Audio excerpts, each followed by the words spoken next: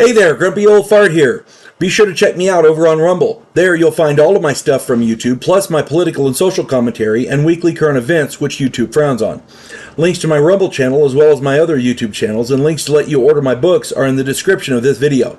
If you enjoy my content, please like, subscribe, share, and comment. I welcome your comments even if you disagree with me. Now, on with the video.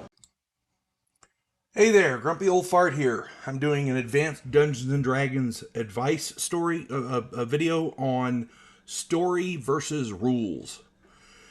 And this is an age-old conflict. It has been debated since Gygax first invented the game. I'm pretty sure some of his players and he probably had the same debate. I've seen players and dungeon masters literally come to blows over this debate, and it's never good. Never is it good. The debate usually goes something like this. The player is using the rules to further his player character or his plan versus the bad guy.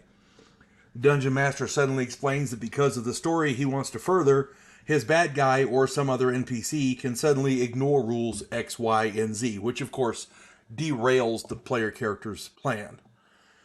The player objects. The dungeon master tries to explain how his story trumps the rules, and the debate rages on. It escalates from there. It is never ever good. I have seen the best of friends lose friendships over this. It's crazy. It's again never good. I knew these two guys, Mark and what was his name? I haven't talked to the guy in freaking years. I think his name was Barry. Anyway, these guys were friends for years, since grade school.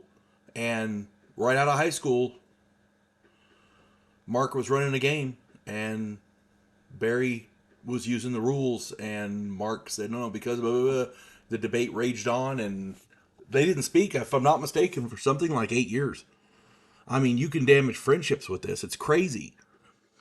One of the primary rules of being a good dungeon master is consistency.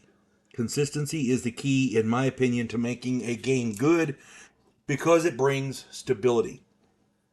Without stability, your players can't plan or expect any desired output, no matter how hard they try. There is no reason to try to achieve success situation A if there is no stability in the game. You cannot plan an assault. You cannot plan an action. You cannot, if you're in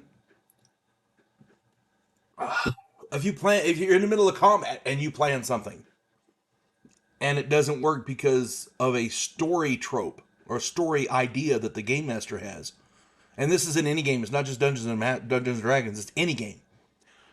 If your player plans something during combat and your story prevents it from happening, they're going to be angry. Expect it. So here's the thing. Don't do that. That's the simple solution. Without stability, your players cannot plan or expect any desired output no matter how hard they try. If a player character plans to drop a piano on the bad guy, but suddenly without warning and for whatever reason, the laws of gravity suddenly change, the player's going to be pissed, and rightly so. Story can never, ever, ever trump rules. Never, ever, ever. Period.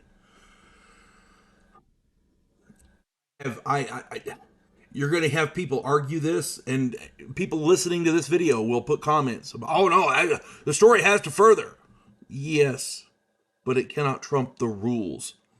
The rules exist for a reason. If the story trumps the rules, then there are no rules, and it's pointless to play the game. You cannot play a game without rules. Story can never, ever trump rules. As a dungeon master, it is your job to create the adventure. That adventure has to fit within the rules. Period. If your players even begin to suspect that the rules are not consistent or are somehow not being consistently applied, your game's done. You're not going to have people show up to play.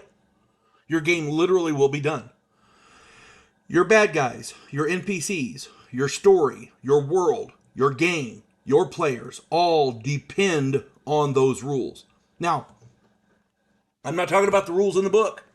I'm talking about whatever rules you use. If those rules are the rules in the book, amen. But it also applies to house rules. If during week one, player characters are not allowed to, if for example, if you in the beginning of the game, if you outlaw precast spells, and in the second week, precast spells are still outlawed, and in the 5th week they're still outlawed, and in the 10th week they're still outlawed. When the characters reach 15th level, they're still outlawed, and then suddenly your bad guy shows up with all these precast spells, magic missiles and shocking grasps and what all. Look up my video, precast spells. But if suddenly your bad guy shows up with all these precast spells, yeah, your players are going to be pissed, and rightly so. Rules have to apply equally to everybody. Good guys, bad guys, NPCs, all of it. Okay? Whenever I run a starting campaign, I generally, unless the players object, I allow first level characters maximum hit points at first level. I also do this for the bad guys, because the rules have to be consistently applied. Okay? If the players, for example, if the players roll for their hit points, but the bad guys have maximum hit points at first level, yeah, at level 1 the players are going to be pissed, and rightly so. Okay. Everybody, your bad guys, your NPCs, the players, the PCs, your story, your world, everything, all the players, everything depends on those rules.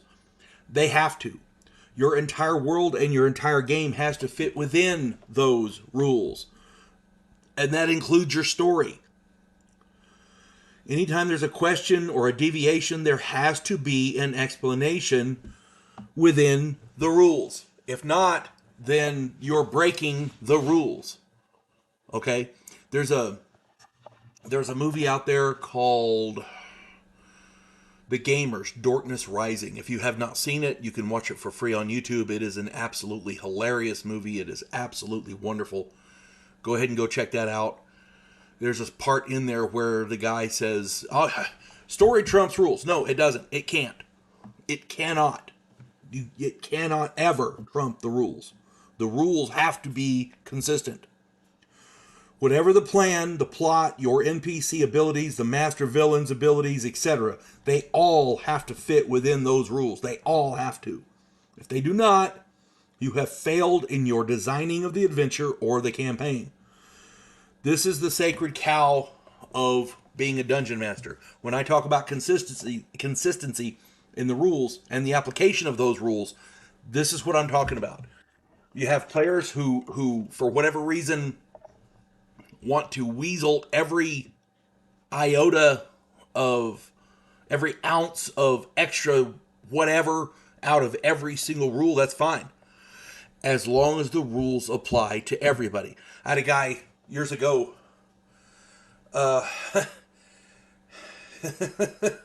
this guy, he was the quintessential weasel. His name was David. He weaseled every freaking ounce of everything out of every rule to make his character succeed. And amen. It was good that he was thinking. It was good that he was trying to do that. If you're not trying to do that, then what the hell are you playing for? You want your character to succeed. Okay? But then he got upset when the bad guys were doing the same thing. Well, I thought of that. Yes, you did. And I appreciate it. The rules have to apply equally to everybody. Now, if it's a secret thing that the bad guys wouldn't know about, that's a whole different critter. But the use of rules applies to everybody. Okay, that's a whole different critter. Rules have to apply equally to everybody. If your story does not fit within the rules, then what the hell are you running the game for?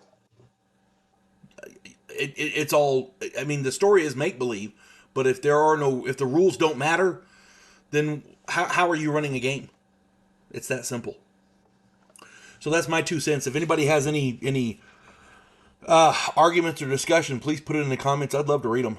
But here's the ultimate bedrock take on this video. As a dungeon master, if your story does not fit within the rules, your story sucks. You got a bad story, you need to fix it before you run it.